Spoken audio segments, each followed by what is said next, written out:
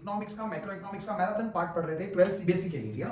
तो मैंने आपको बोला था जैसे कि मैं 6 to 7 आवर्स के अंदर आपका कंप्लीट मैक्रो इकोनॉमिक्स का रिवीजन करने वाला हूं।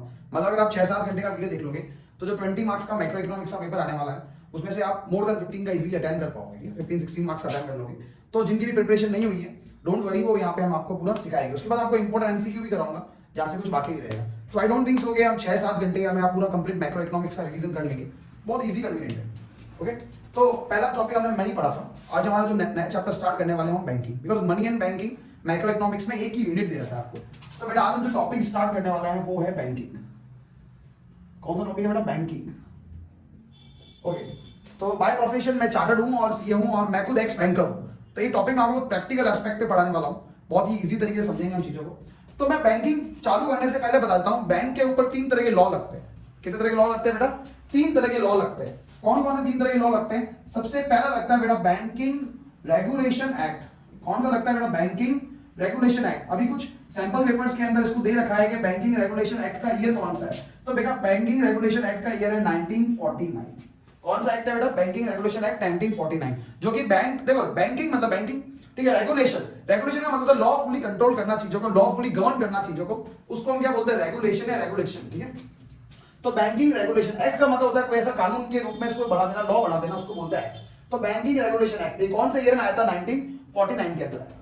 सेकंड हम जो उसके अंदर इंप्लीमेंट करते हैं वो करते हैं नेगोशिएबल इंस्ट्रूमेंट एक्ट। कौन सा करते हैं? Negotiable instrument act. Negotiable instrument act बेटा 1881 के अंदर आया था। कब आया था? 1881 के अंदर आया था। नेगोशिएबल इंस्ट्रूमेंट का मतलब है सारे के सारे instrument, promissory note, cheques, deposits, उन सब के साथ जो डील करता है, जैसे आप बिल्स ऑफ एक्सचेंज चैप्टर 11 में अकाउंट्स के अंदर पढ़ते हो। तो लॉ कौन सा लॉ है जिसको कंट्रोल करता है? तो उसका नाम क्या है? Negotiable instrument. नेगोशिएबल का मतलब चीजें बार्गेन हो सकती है, इधर से उधर जा सकती है, उसको बोलते हैं नेगोशिएबल। इंस्ट्रूमेंट मतलब जिन इंस्ट्रूमेंट के वजह से चेक है, तो चेक का एक नेगोशिएबल इंस्ट्रूमेंट है। मेरे अकाउंट से आपके अकाउंट में पैसा चला जाएगा, वो क्या नेगोशिएबल इंस्ट्रूमेंट है। नेगोशिएबल इंस्ट्रूमेंट एक्ट वो कौन सा था बेटा? 1881।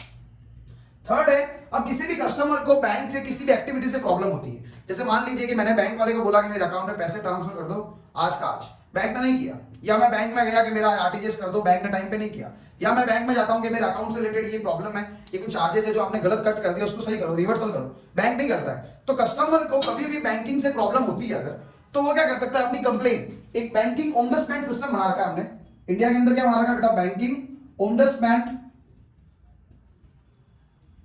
स्कीम। बैंकिंग ओम्बड्समैन स्कीम आई है एक, वो कब आई है बेटा? 2006 के अंदर आई है। इस बैंकिंग ओम्बड्समैन का मतलब है, मतलब इसको हिंदी में लोकपाल बोलते हैं। तो बैंकिंग ओम्बड्समैन का मतलब है आपको कुछ भी प्रॉब्लम आती है तो आप किसके पास जा सकते हो? बैंकिंग ओम्बड्समैन के पास जा सकते हो। कभी भी आपको रियल लाइफ में भी कभी आपको या आपके फैमिली मेंबर को कुछ भी बैंकिंग से रिलेटेड सर्विस नहीं मिल रही है, किसी भी बैंक से, private sector, non private sector, government sector, any sector से प्रॉब्लम आ रही है, तो आप क्या कर सकते हो? उसको कंप्लेन लॉन्च कर सकते हो बैंकिंग ओम्बड्समैन में। आप गूगल पे चेक करोगे तो बैंकिंग ओम्बड्समैन अपनी ईमेल आईडी भी देता है, और ईमेल के ऊपर आप राइट कर सकते हो कि हमको ये पर्टिकुलर इश्यू आ रहा है, वो उसको रिजॉल्व करेंगे, कोई प्रॉब्लम नहीं आएगी। तो बैंकिंग ओम्बड्समैन स्कीम 2006 में सेंट्रली कंट्रोल करने का तरीका। तो ये 3 लॉज है जो बैंकिंग के ऊपर लगते हैं। एग्जाम के अंदर ईयर पूछे जा सकते हैं या इनका मतलब पूछा जा सकता है, ठीक है, क्योंकि ऑब्जेक्टिव पेपर है आपका एमसीक्यू से। तो आज हम जो चैप्टर का मेन पार्ट है वो चालू करते हैं कि बैंकिंग बोलते हैं किसको है, बैंकिंग के फंक्शंस क्या है। तो बेटा बैंकिंग जो वर्ड है, बैंकिंग जो वर्ड है वो बना है हमारा बैंकिंग एक्टिविटी से। कहां से बना है? बैंकिंग एक्टिविटी से। तो बैंकिंग एक्टिविटी है क्या सर? तो बैंक सब 2 ही काम करती है, मतलब मेजर जो बैंक के काम होते हैं वो 2 होते हैं। कौन कौन से 2 काम होते हैं बेटा? पहला काम होता है एक्सेप्टिंग डिपॉजिट्स। क्या होता है बेटा काम? Accepting deposits. मतलब बैंक क्या आपको मना नहीं कर सकती, अगर आप बैंक में जाके पैसा जमा कराते हो, डिपॉजिट कराते हो, तो बैंक कभी भी मना नहीं करेगी कि आप पैसा मत जमा करो। पहला क्या होता है? एक्सेप्टिंग डिपॉजिट, डिपॉजिट को एक्सेप्ट करना। सेकंड बेटा फंक्शंस क्या है बैंक का? प्रोवाइडिंग या तो प्रोवाइडिंग या ग्रांटिंग, जिसको गिविंग भी बोलते हैं, लोन्स, जिसको हम एडवांसेस भी बोला जाता है, एडवांसेस देना, ठीक है, प्रोवाइडिंग लोन्स। तो बैंक के बेटा 2 काम है, एक तो डिपॉजिट को एक्सेप्ट करना और दूसरा लोन को प्रोवाइड करना। डिपॉजिट एक्सेप्ट मतलब डिपॉजिट कौन किसके पास जमा कराता है? कस्टमर जमा कराता है बेटा डिपॉजिट। किसके पास जमा कराता है? कमर्शियल बैंक के पास जमा कराता है। किसके पास जमा कराता है? कमर्शियल बैंक के पास जमा कराता है। ओके, और लोन्स के अंदर क्या होता है बेटा? कमर्शियल बैंक क्या करती है? लोन प्रोवाइड करती है। कमर्शियल बैंक क्या करती है बेटा? लोन प्रोवाइड करती है। किसको प्रोवाइड करती है? वो अपने कस्टमर्स को प्रोवाइड करती है। अब यहां से एक छोटा क्वेश्चन ऑब्जेक्टिव भाई आपसे पूछता हूं, जो ये कमर्शियल बैंक कस्टमर को लोन प्रोवाइड करती है, क्या वो लोन के फॉर्म में पैसा देती है? नहीं नहीं नहीं नहीं बेटा, ये चीज ध्यान रखना, बोलने को होता है कि हमको बैंक ने पैसा दिया, पर बैंक में पैसा नहीं देती है। कमर्शियल बैंक क्या करती है, कस्टमर को एक क्रेडिट एंट्री देती है। क्या देती है? क्रेडिट एंट्री देती है। ध्यान रखना, ये पूछा जा चुका है, एक दो सैंपल पेपर के अंदर ये क्वेश्चन था, ठीक है। तो हमेशा कमर्शियल बैंक कस्टमर को क्या प्रोवाइड करती है? क्रेडिट एंट्री प्रोवाइड करती है। कैसे? मान लीजिए बैंक में गया और मैंने बोला कि मैं घर खरीद रहा हूं, मुझे लोन चाहिए, तो बैंक क्या करेगी बेटा, मान लो 30 लाख रुपए का लोन है। कितने लाख का लोन है? 30 लाख का, 30 लाख का। तो बैंक क्या करेगी, मेरे अकाउंट में 30 लाख रुपीस क्रेडिट कर देगी आफ्टर ऑल फॉर्मेलिटीज, सारी मतलब जो उसके रूल्स एंड रेगुलेशन है उसको करने के बाद। लेकिन वो 30 लाख में मुझे नहीं देगी। अब आप बोलोगे सर लेकिन वो 30 लाख में विड्रॉ तो कर ही सकता हूं। देखिए बेटा, वैसे तो जो एचएल होता है, होम लोन होता है, वो जिसके नाम से रजिस्ट्री होती है डायरेक्टली सेलर को ट्रांसफर होता है। पर मान लीजिए कुछ और लोन है, पर्सनल लोन है, तो रुपए आप तो निकाल सकते हो, पर बैंक ने आपको रुपए नहीं दिए ना। बैंक ने तो क्या दिया, आपके अकाउंट में क्रेडिट एंट्री दी। अब आप उस क्रेडिट एंट्री का कुछ भी कर सकते हो, पैसा निकाल भी सकते हो, वापस आगे किसी को ट्रांसफर भी कर सकते हो, पैसा पड़ा भी रख सकते हो, उस पैसे का और भी कुछ यूज कर सकते हो, ठीक है ना। तो ध्यान रखना, कमर्शियल बैंक कभी भी कैश के फॉर्म में नहीं देती है, क्रेडिट एंट्री के फॉर्म में देती है। ये ऑब्जेक्टिव क्वेश्चन बन सकता है आपका एक। एक्सेप्टिंग डिपॉजिट्स पे वापस आते हैं। डिपॉजिट कौन देता है बेटा? कस्टमर कमर्शियल बैंक को देता है। अब कस्टमर क्यों देगा डिपॉजिट? देखो, जैसे मैं कस्टमर हूं, मेरा एक बैंक में खाता है, मान लीजिए मेरा आईसीआईसीआई बैंक के अंदर अकाउंट है, तो मैं आईसीआईसीआई बैंक के जाके पैसा अपना जमा कराता हूं, 1 लाख रुपए जमा कराता हूं। मैं क्यों जमा कराऊंगा 1 लाख रुपए? क्योंकि बैंक मुझे क्या देगी, उसके ऊपर इंटरेस्ट पे करेगी। क्या पे करेगी? इंटरेस्ट पे करेगी। तो जब कस्टमर कमर्शियल बैंक को पैसा देता है, तो कमर्शियल बैंक उसकी रिवर्स में क्या देती है बेटा? इंटरेस्ट देती है। क्या देती है? इंटरेस्ट, ब्याज देती है। तो सर इंटरेस्ट के लिए हम पैसा जमा कराते हैं। पैसा डिपॉजिट करने के पीछे और भी कारण होता है। एक तो इंटरेस्ट होता है, दूसरा सेविंग हैबिट होती है।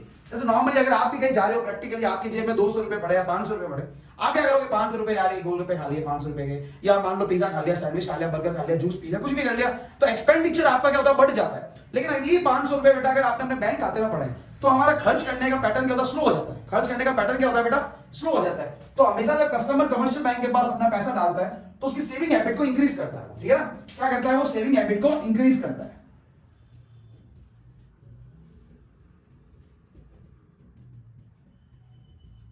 ओके, ठीक है ना। तो ये होता है तरीका। तो सर जो ये डिपॉजिट होती है वो कितने तरह की होती है? मतलब क्या हमेशा डिपॉजिट सेविंग हैबिट के लिए होती है? नहीं नहीं नहीं बेटा, डिपॉजिट 2 तरह की होती है। जो एक्सेप्टिंग डिपॉजिट्स है ना, जिसके अंदर बेटा आपको बताता हूं, जो डिपॉजिट्स होती है वो 2 तरह की होती है। दो के अंदर आप फर्क समझ लो। ये भी एक क्वेश्चन, डिपॉजिट का जो क्वेश्चन है वो सैंपल पेपर में था। सीबीएसई के सैंपल पेपर की ओनली बात नहीं कर रहा हूं मैं, मल्टीपल स्कूल्स के अंदर जो एग्जाम होते हैं वहां पे भी क्वेश्चन पुट किए जाते हैं। तो मैंने वहां से भी कुछ क्वेश्चन पढ़ाए, उठाए और आपको मैं बता रहा हूं। डिपॉजिट जो होती है वो 2 तरह की होती है। एक होती है बेटा डिमांड डिपॉजिट, एक होती है डिमांड डिपॉजिट्स, और एक होती है टर्म डिपॉजिट्स। ये डिमांड और टर्म का जो डिफरेंस है मैंने आपको मनी चैप्टर के अंदर भी पढ़ाया था, डिमांड डिपॉजिट और टर्म डिपॉजिट्स। जो बेटा डिमांड डिपॉजिट है, डिमांड पैसा किसका है? कस्टमर का। तो डिमांड भी कौन करेगा? वापस कस्टमर करेगा। मतलब अगर कस्टमर बैंक में जाता है और पैसा जमा कराता है, और जब उसकी नीड हो, उसकी डिमांड हो और वो पैसा विड्रॉ हो जाए, उसको क्या बोलते हो? Demand deposit. मतलब जब विड्रॉल, जो विड्रॉल है वो हमेशा कस्टमर की रिक्वायरमेंट के हिसाब से होता है। जो बेटा विड्रॉल है वो क्या होता है? कस्टमर की रिक्वायरमेंट के हिसाब से होता है, उसकी नीड के हिसाब से होता है। उसको हम क्या बोलते हैं? हमेशा ही डिमांड डिपॉजिट। उसको क्या बोलते हैं? Demand deposit. और डिमांड डिपॉजिट M1 का पार्ट है मनी के अंदर। डिमांड डिपॉजिट M1 का पार्ट है मनी चैप्टर के अंदर, जो मैंने पढ़ा था। तो सर टर्म डिपॉजिट क्या होता है? देखो नाम ही क्या, टर्म डिपॉजिट। मतलब पैसा एक कुछ टर्म के लिए, कुछ टाइम के लिए, कुछ फिक्स पीरियड के लिए जा चुका है। मतलब यहां पे क्या होता है बेटा? पैसा डिमांड पे नहीं मिलता है। पैसा कब मिलता है? विड्रॉल। विड्रॉल कब मिलता है बेटा आपको? After such specific time, after such specific period. एक स्पेसिफिक पीरियड के बाद आपको क्या मिलता है? पैसा विड्रॉ होता है। उसका दूसरा क्या नाम है सर? टर्म डिपॉजिट का। टर्म डिपॉजिट का दूसरा नाम है बेटा फिक्स्ड डिपॉजिट। क्या नाम है? Fixed deposit. जैसे मैंने 3 साल के लिए पैसा डाल दिया, 4 साल के लिए पैसा डाल दिया, तो उसको हम क्या बोलेंगे? फिक्स्ड डिपॉजिट बोलेंगे। सर मेरे ना दादाजी ने एक 10 लाख की एफडी कराई थी, और वो एफडी कराई थी 5 साल के लिए। लेकिन क्या हुआ, फिर मैंने जिद की तो दादाजी ने एफडी 2 साल बाद विड्रॉ कर ली। तो सर फिर वो तो 5 साल के लिए पैसा डिपॉजिट हुआ था, 2 साल में कैसे विड्रॉ हो गया? तो देखो बेटा कंसेप्ट क्या होता है, टर्म डिपॉजिट का मतलब तो ये है कि पैसा एक समय के लिए लॉक हो जाएगा, मतलब 5 साल, 3 साल, 4 साल हो जाएगा। मगर मान लीजिए कि इमरजेंसी आ जाती है या सिचुएशन ऐसी आ जाती है जहां हमको पैसा निकालने की जरूरत है, तो मैं क्या करूंगा? बैंक के पास जाऊंगा और बोलूंगा सर मैंने ओरिजिनली तो 5 साल के लिए एफडी कराई थी, पर अब 2 साल 3 साल हो गए और मुझे पैसे को विड्रॉ करना है। तो bank deny, bank can't deny, bank मुझे मना नहीं कर सकती, बैंक के पास डिनायल की पावर नहीं है। पर बैंक क्या करेगी? बैंक क्या करेगी उस केस के अंदर?